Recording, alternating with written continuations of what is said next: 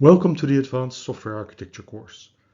My name is Michel Chaudron and this is the lecture Documenting in UML Part 5. In this lecture we will present deployment diagrams that are used for presenting the deployment view. Deployment diagrams are used to model the physical topology of a system when in operation. The deployment diagrams capture the static structure of both the hardware components, including networks, and the mapping of software components onto this hardware.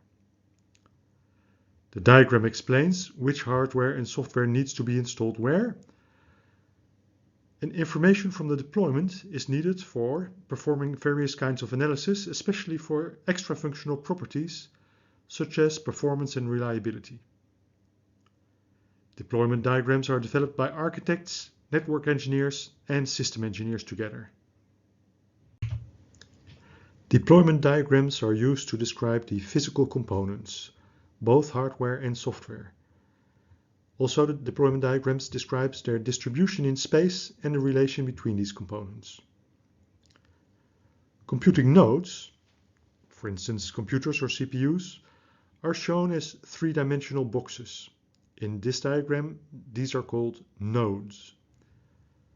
Software components are shown as rectangles. To show that some software component A resides on some hardware component B, we draw the rectangle for A inside the box for node B.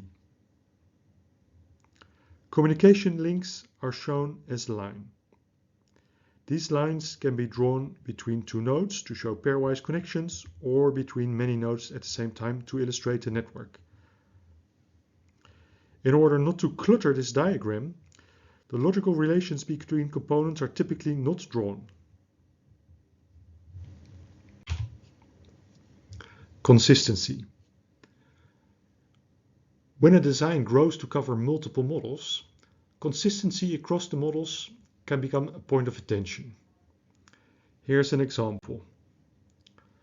Suppose there is a class diagram with classes A, B, and C, and a sequence diagram that also includes classes A, B, and C. Have a look at the example.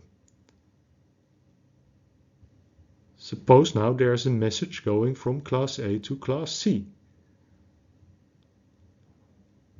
What does this imply for consistency with the class diagram?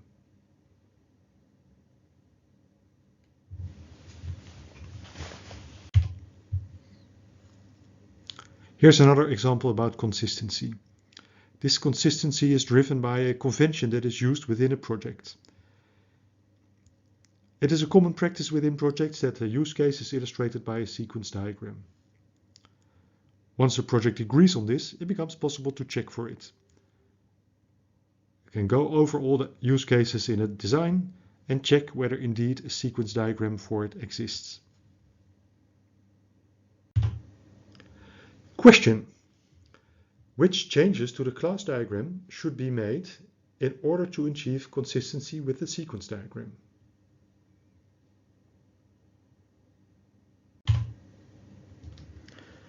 As a consistency rule, all the classes that appear in sequence diagrams must also appear in class diagrams.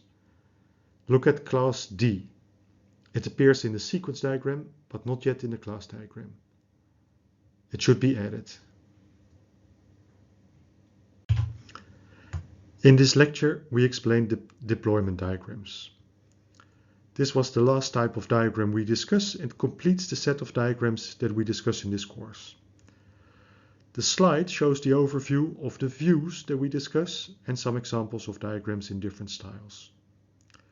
We showed that you need to pay attention to consistency across multiple views. The lecture Documenting Software Architecture with Views in UML, Part 5 is finished. Thanks for watching.